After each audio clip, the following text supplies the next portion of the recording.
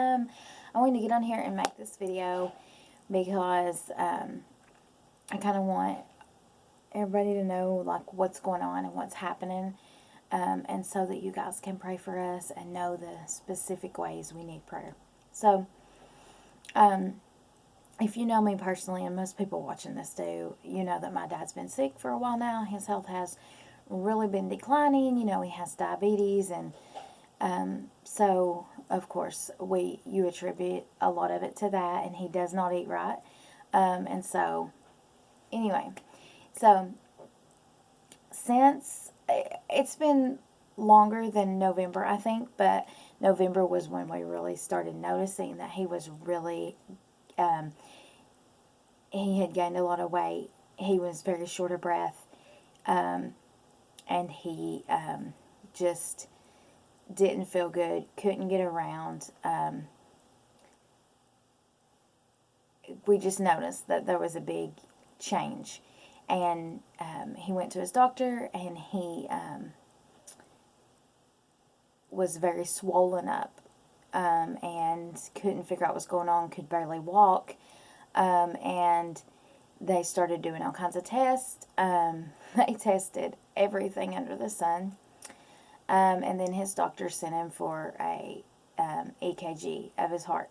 And so they did the echocardiogram, and it came back normal. And they put him on 2 different Lasix pills and fluid, because they figured out he was retaining fluid. I don't even know if I saw that. I'm really scattered, guys.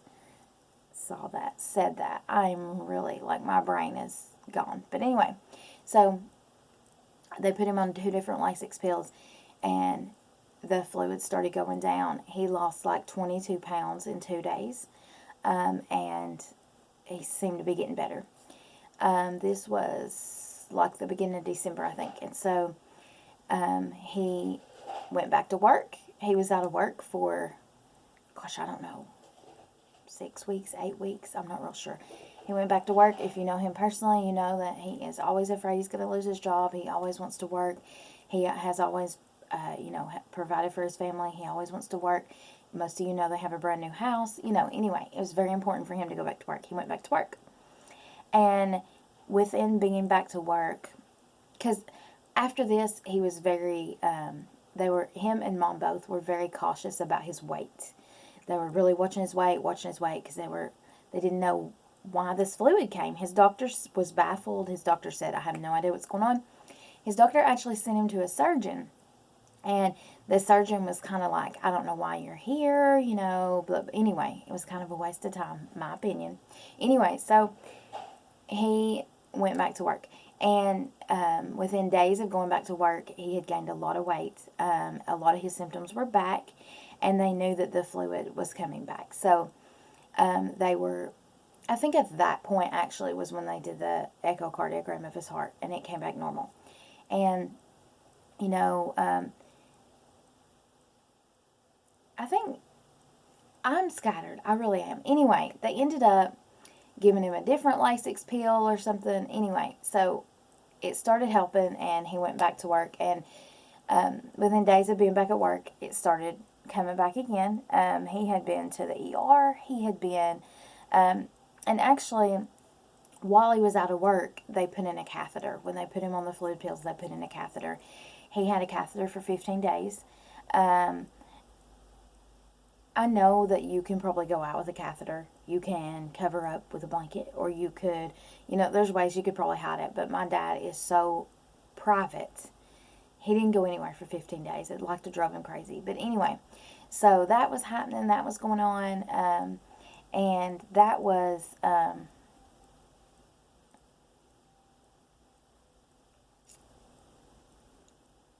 after Thanksgiving, I think. Anyway, I'm scattered. I really am. You're going to figure out why when I tell you everything. And so, anyway, all that happened. Nobody figured out why. There was no known cause. They just thought, oh, well, these Lasix pills are working. Go about your life. And he did. He went back to work, and he started getting really sick. The The first time, see, I keep leaving out stuff. I'm sorry, guys. He actually was so exhausted and so tired that he could not drive home from work in the evenings. He would sit in his car and sleep before he would even attempt to drive home. And we knew something was not right. He could fall asleep on a dime. Like something was just definitely going on. So anyway, all that transpired. Then, when the fluid went down and all that, and he went back to work. Within days of going back to work, the symptoms were back. They were back with a vengeance. He couldn't walk to the back of the store without having to take 4 or 5 breaks. He couldn't breathe. He was just really sick. And so my mom called the doctor. And she was like,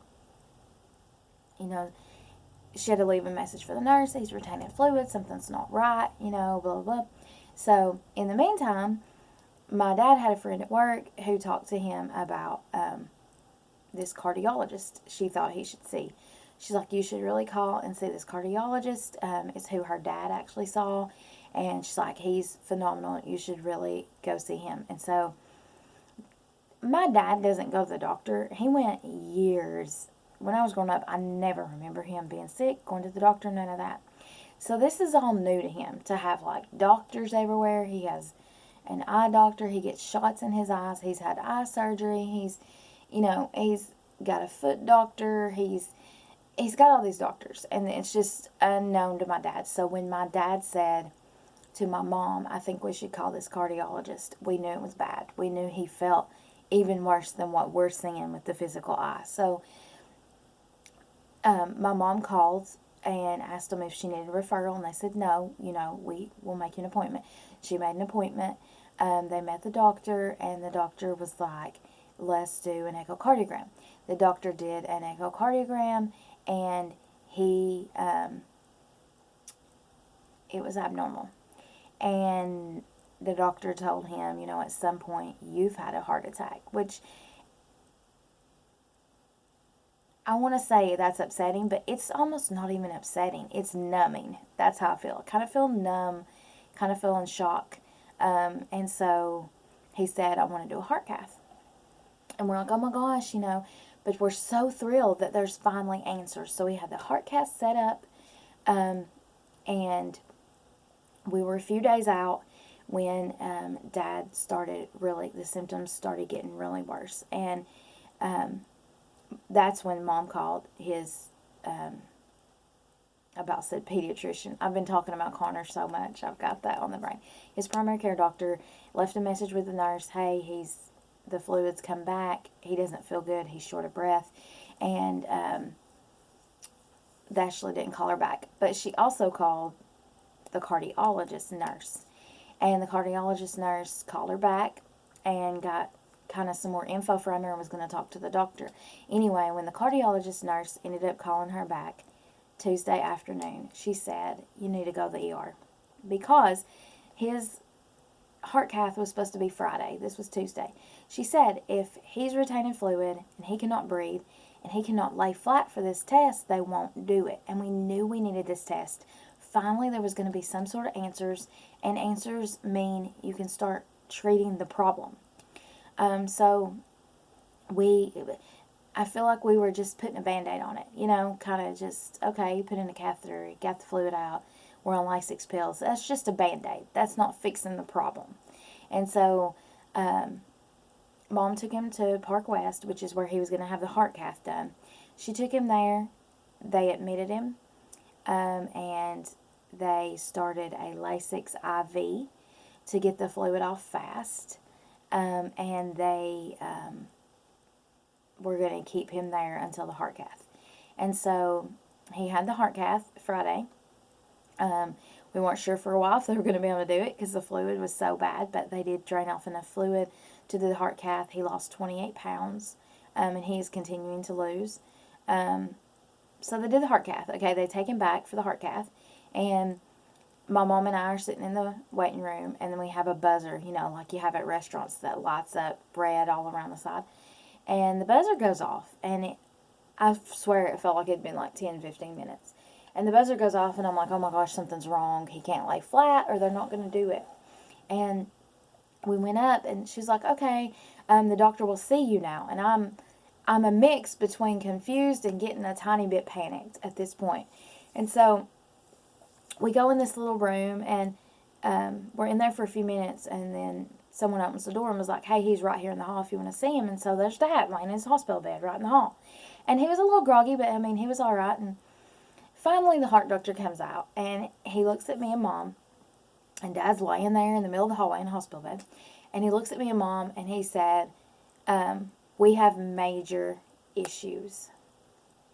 And then he just looked at me and Mom, and we just looked back at him. And I think, looking back now, he was kind of trying to give us a moment to go ahead and fall apart, but we didn't, because we were just like, we went from such a state of shock and confusion. We're like, what is happening?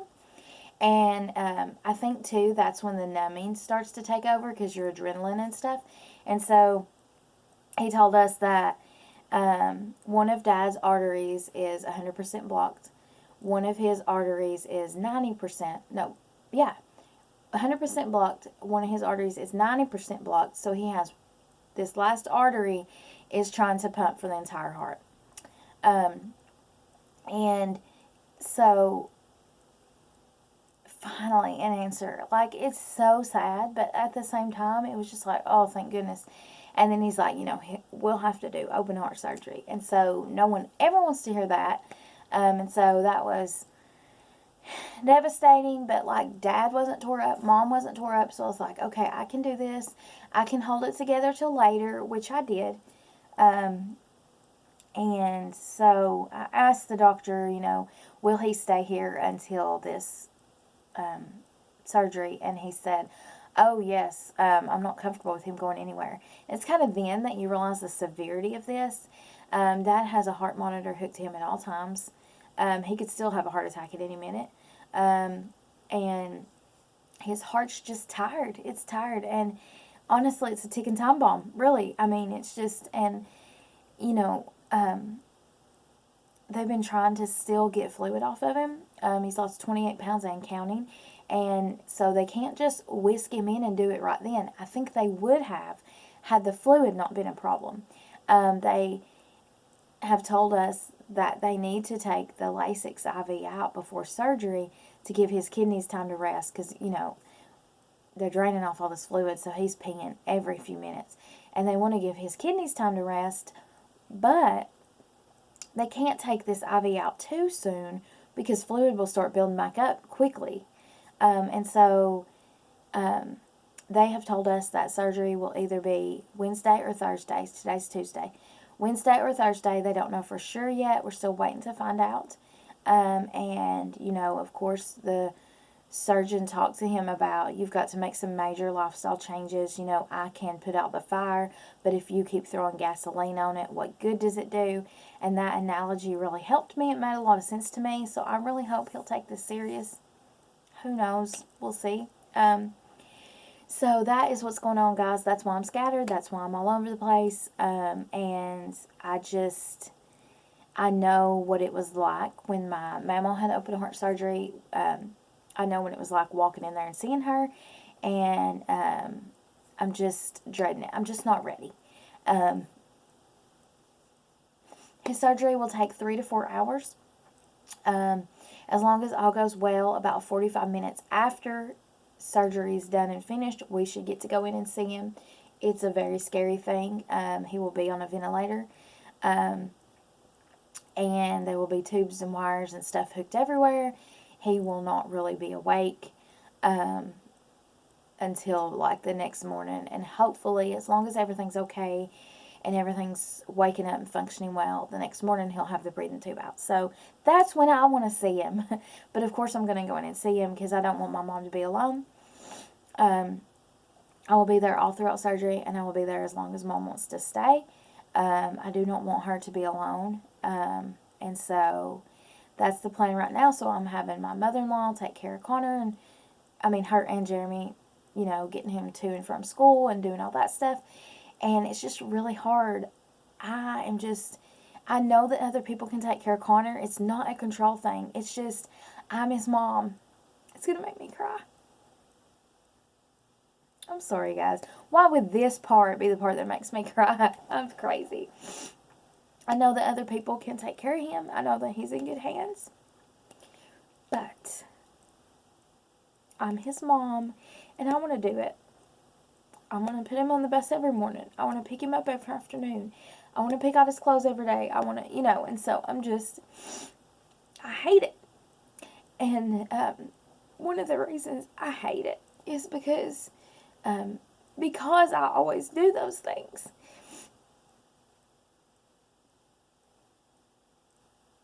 I feel like he doesn't understand, and I feel like he's always thinking, where's my mom?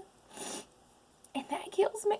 But I've got Dad over here too, and I've got to be here for Dad, so it's just a lot right now. So anyway, that's what's going on.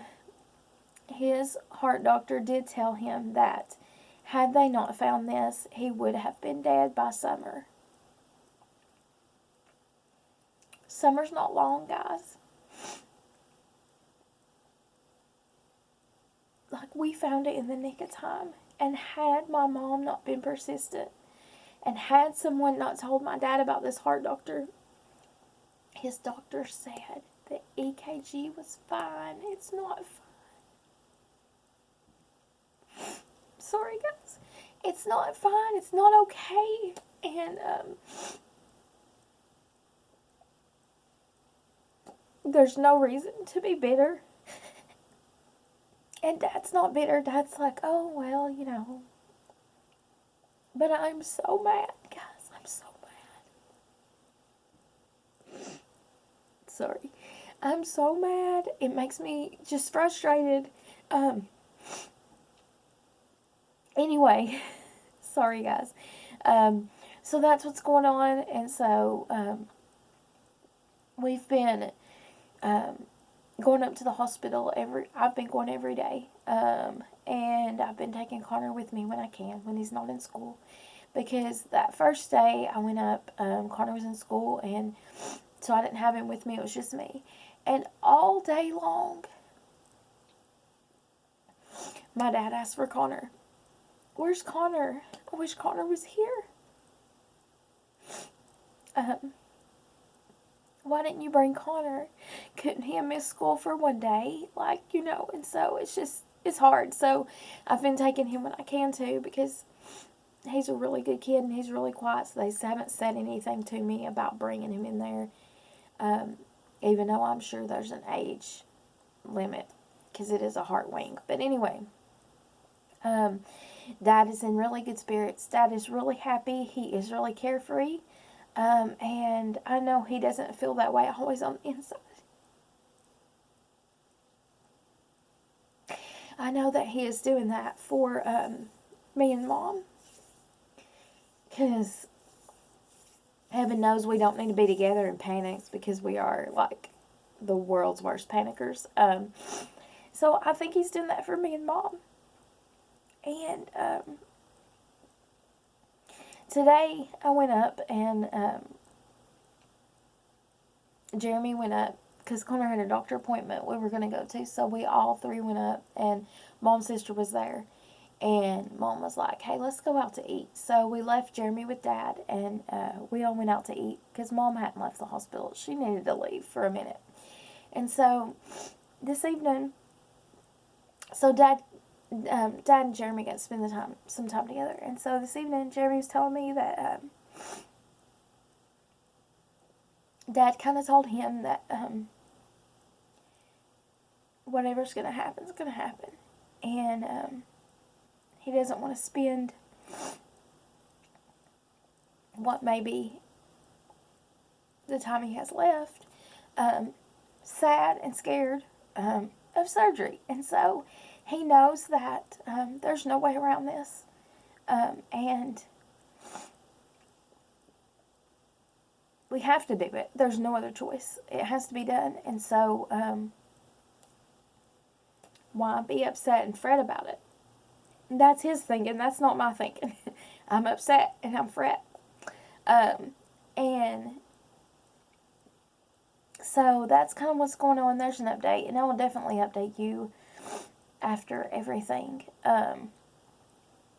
Mom's job, of course, has been really incredible. They're very family oriented. Can't say it. You know what I mean? My job's been really incredible. And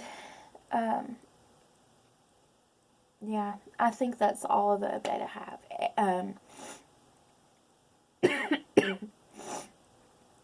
Everyone's been so great. Everyone's been reaching out and checking on him and trying to figure out what's going on, and there's not a whole lot going on. It's just he's in the hospital. He's hooked up to a heart monitor, so they make sure, because he could have a heart attack anytime. So they make sure he's okay, nothing's happening. He is on the Lasix drip to get rid of the fluid, and that's basically what's going on and what's been going on since Tuesday, besides having the heart cath Friday. I mean, they keep doing echocardiograms, and they keep doing all kinds of tests. He did have an echocardiogram that revealed that his